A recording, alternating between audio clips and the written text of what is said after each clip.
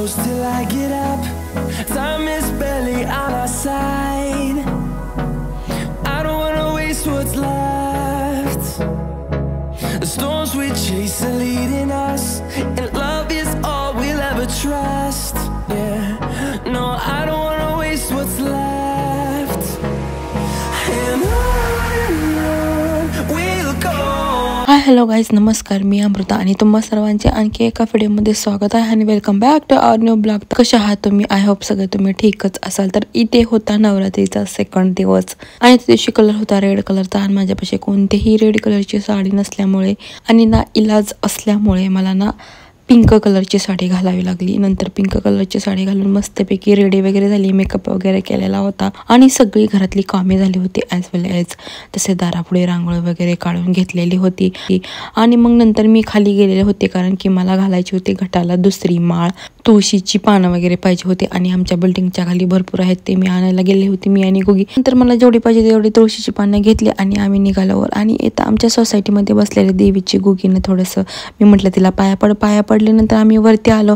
तर इथं मग नंतर गुगीला केलेला होता वरण भात, तिला खायला दिला. मस्त मॅडमचे जेवण करत बसलेले होते आणि तुम्हाला सांगते गुगीसाठी ना मी छोटं मिनी टेबल आणलेला आहे. तर आमची मॅडम ना रोज त्या टेबलवर जेवण करत असते, तिला ना खूप आनंद होतो. मस्तपैकी पहिली रांगोळी वगैरे काढून घेतली आणि हो गाईस, मला ना जास्त काही रांगोळी वगैरे काढता येत नाही आणि माझ्या रांगोळीसाठी इग्नोर करा. मला काय जास्त त्याच्यामधलं रांगोळीतलं जमत नाही, जशी येईल तशी काढली. पहिल्या देवीला हळदी कुंकू लावून घेतलं, स्वतःला पण लावलं. नंतर तिला वेणी अर्पण केली, 2-3 फुलं वगैरे वाहिली.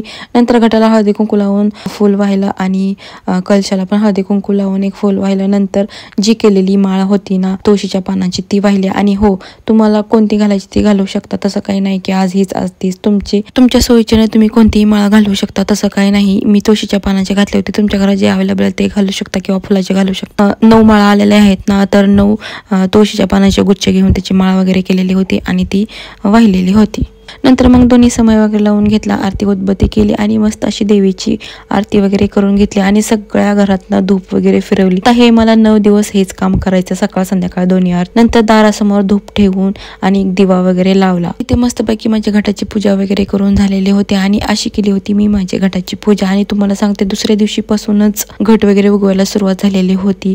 तर ह्या वर्षी माझा घट एवढा भारी येणार आहे ना, काय सांगूच नका. जे मला खायला केलं होतं ना त्यातलंच मी देवीला नैवेद्य वगैरे ठेवला होता. आणि इथे सोपा असल्यामुळे ना जायला आत थोडासा प्रॉब्लेम होतो, त्याच्यामुळे माझा पदर लागून खाली समय पडलेली होती ना. असं काही काम झालं ना मला खूपच राग येतो आणि ते तेल वगैरे नंतर साफ वगैरे करून घेतलं आणि सकाळपासून काहीच खाल्लं नव्हतं. नंतर मग मस्त असं जेवण बनवलं, भेंडी आणि भाकर, दही आणि सॅलड. त्याचप्रमाणे असं माझं उपवासाचं मेल वगैरे होतं. नंतर इथं इव्हनिंगचं टायमिंग होऊन संध्याकाळची सगळी कामे उरकून वगैरे घेतली आणि 7 वाजता मी पूजा वगैरे करायला घेतली आणि रोजच्या डेली प्रमाणे पहिलं घटाला पाणी घालून घेतलं. नंतर देवीला हळदी कुंकू वाहून फुलं वगैरे वाहिली. मग काय घटाला हळदी कुंकू लावून फुलं वगैरे वाहून माझ्या गोखरनंच एक फुल आलेलं ठेवलं. आणि तुम्हाला माहितीये का माझी देवीचं मुखवट किती सुंदर दिसत होतं आणि इथं माझी देवीला नजर न लागत. तर तुम्ही पाहिलंच असेल इथं माझा घट वगैरे उगवायला सुरुवात झालेली होती. तर असा होता सेकंड दिवस. तर चलो बाय.